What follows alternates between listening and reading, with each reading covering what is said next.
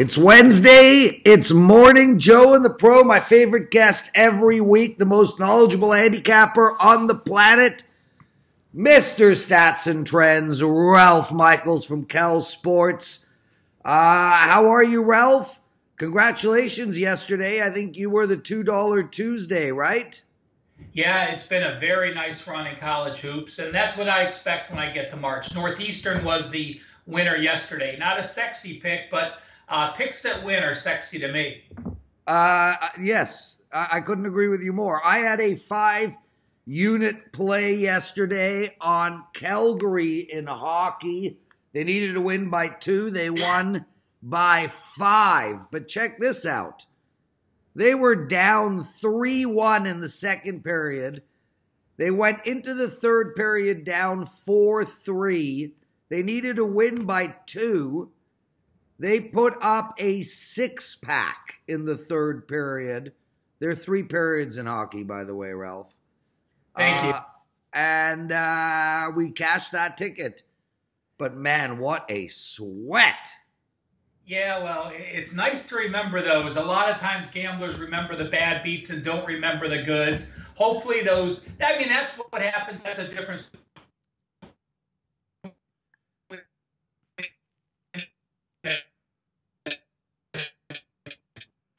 Ralph, I've lost you a little there. And a bad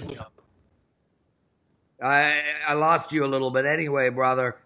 Let's talk about what's going on at WagerTalk.com and then get to some free picks. Well, you are what's happening at WagerTalk.com. You have a 5% play in college basketball tonight. Want to talk about it quickly? Well, you know, it goes this afternoon at 3:30, and you know, I had someone email me, why put out a play that starts at 3:30 as a 5% play? It's not going to sell well. That is absolutely irrelevant. If it's a top-rated play for me, I don't care if it tips at noon Eastern and there's only an hour to sell it.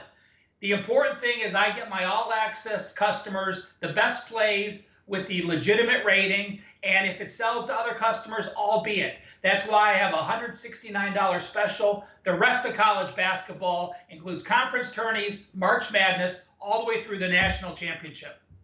Yeah, and Teddy and I talk about this all the time. I mean, if these guys want to take this seriously, they need to buy the long-term packages. It's the best way to win. It's the best way to save money, and it just makes the most sense. So I'm with you 100%, brother, but good luck on your 5% play today. I'm sure it's going to be an easy winner. A couple other things, everybody. Brady Cannon, best golf handicapper alive. All he does is golf. He's got a 4-pack up for the Players' Championship package. It's at WagerTalk.com. Check that out. And puck time today. Carmine Bianco's on the show. Perfect 5-0 yesterday. Carmine is absolutely rolling. 2-0 in soccer yesterday in Championship League and 3-0 in hockey. The guy's permanently in must-play mode and one of my best friends. So head over to WagerTalk.com and check that out. No promos today. We're going to talk 3 college basketball and 1 NBA game. Before we get into that, Ralph, you want to talk a little bit about the tournament? I hand the mic over to you. Yeah, you know, the tournament, you have to remember, there are certain teams that want to win their tournaments and certain teams that don't. Duke hasn't won the ACC tournament in over 4 years. Their goal is not to get to the tournament and win. Couple angles I just want to bring up for people to handicap. If teams are doing poorly heading into the tournament with 4 straight ATS losses or more, don't play on them. Magical things don't turn around. Those teams are 21-39, 35%. Likewise, if you have a team off an upset loss against a team off an upset win heading to a tournament, that team that lost that game has been a 60% play, going 30, 20-1 against the spread since 2015. He's Ralph Michaels. I'm the Prez. You're watching Morning Joe and the Pro. This is my last show for the week. Marco, holy crap, that was like a 4-pack of rhymes. Marco is going to be hosting tomorrow and Friday, and then I'm back Monday. But you can check us out 5 days a week at WagerTalk TV on YouTube. Ralph, let's talk college hoops. Vanderbilt 9-22 on the season. They're in Texas facing A&M 13-17 on the season. Man, Vanderbilt is 1-10 on the road here, and this is a real short number for the home team, Texas A&M, -3.5. The over and under is 133. Texas A&M is getting about 76% of the money right now, and look, they beat Vandy last week. Last week, 64-57. Vandy has lost, more than 10 in a row. This team is just on a total free fall, and very few of these games have even been close for them. I mean, it's just blowout after blowout. Texas A&M have lost their last 2 and 3 of their last 4, but at least there's some W's on the board. Where do we go in this game? Well, one correction, Prez. The game is a quote-unquote neutral game, but it's actually played in Nashville, the home city of Vanderbilt. It's played where the Nashville Predators play hockey. So this is the SEC tournament. So therefore, there's many people that think Vanderbilt's going to all of a sudden turn it around, playing in their home city, and get a win in the situation. Well, I'll tell you what, that's not going to happen. Yeah, well, it didn't happen. It didn't happen at home against Arkansas, Florida, Auburn, Alabama, and a million other damn teams. Yeah, but people start reading the newspapers and all of a sudden read, oh, this is a dangerous team because they have to win. Well, I'll tell you what, in the SEC, there's 9 teams that have to win to get to the AC, to get to the tournament. So don't read into those articles so much. Vanderbilt is 0-18 in SEC action. They have not won a game. Texas A&M is the hungry team, knows how to play on a 7-2-1 ATS run. Vanderbilt has lost, again, 18 straight in the SEC. They have not covered 4 straight. That fits into that mold of teams that come into the tournament with 4 or more ATS losses. Again, 21-39, 35% for those teams. A&M gets it done tonight. Thanks, Ralph. I agree with you 100%. I think even though both these teams suck, they are leagues apart on the sucking. Northwestern versus Illinois, another 2 teams that just can't put it together. And Illinois, a surprise 11-20. Northwestern, like Vandy, 1-9 on the road. Illinois is -2 here. Over or under 137. They just played each other. Illinois won by 5 in a tight fought game that went way over the total, Ralph. Seems like a bit of a low number on the total for me. I like the over. Well, Illinois is one of the fastest-paced teams. Northwestern, one of the slowest.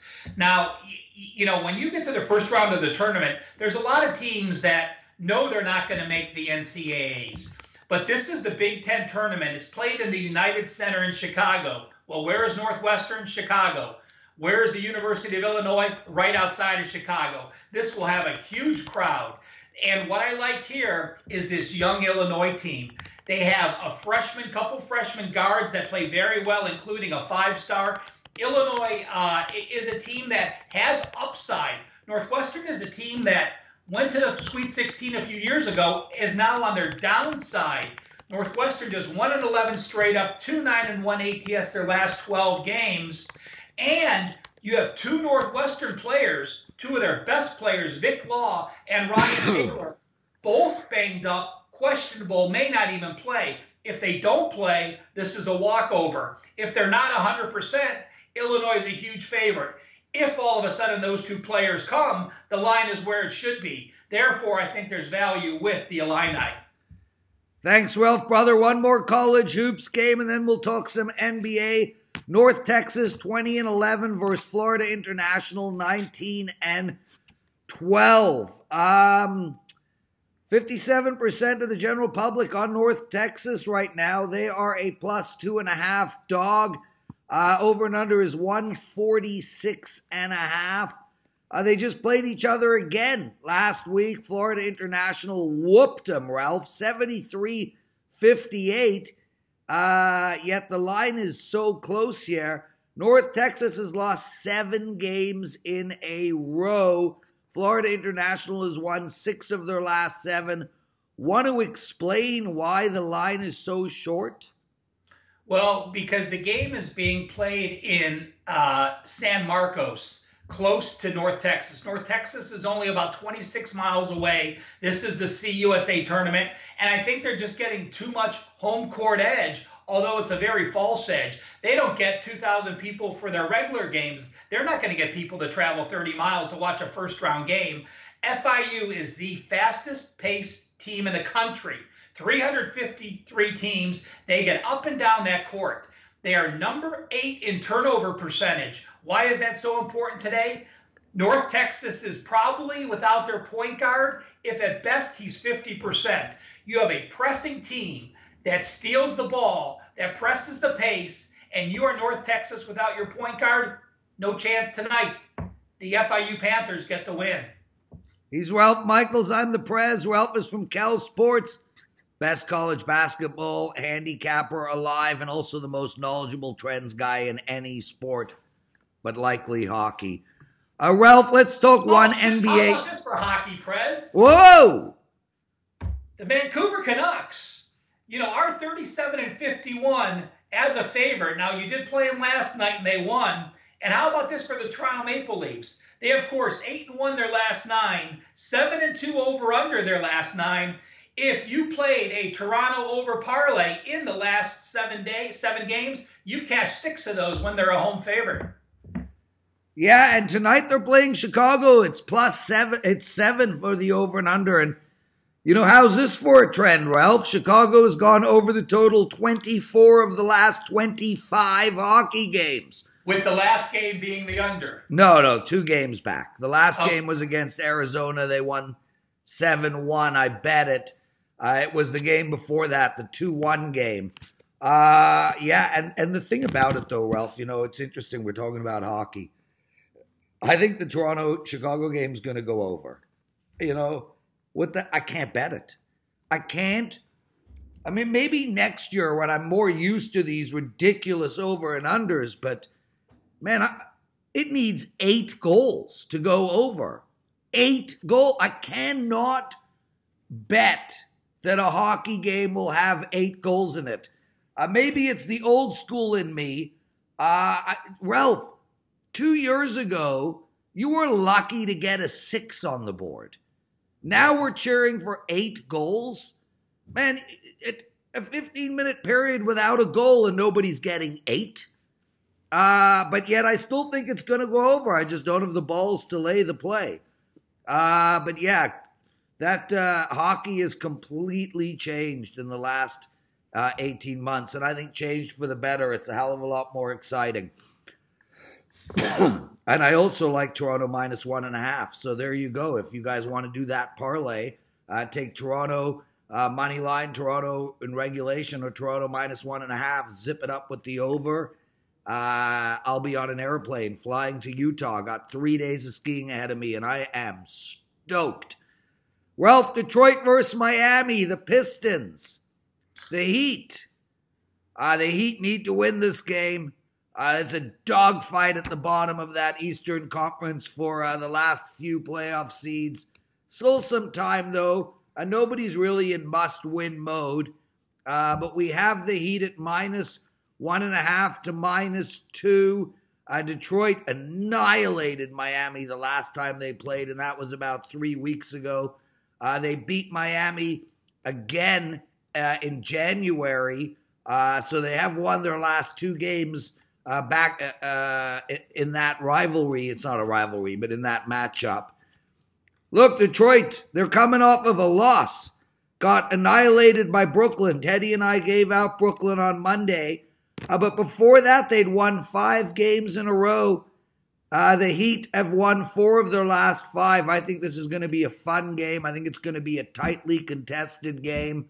I lean on the over here. It's a short 207.5, and in this day and age, That's equivalent to like a 179 from 4 years ago. Where are you going in this? You know, our good friend Teddy Covers does a video at WagerTalk Weekly about NBA betting stock tips, teams to buy or teams to fade. Yep. And Detroit was his team a couple weeks ago. I am jumping back on the Pistons. They're 8-2 their last 10 games. They're 7-2 against the spread their last 9. Miami's in a situation where they're off a home game against Toronto, had a good crowd. They have a home game against the Greek Freak on deck, going to have a good crowd. This game put in the middle. And if you look at Detroit, in their previous 3 games before Brooklyn, they shot 54% or higher.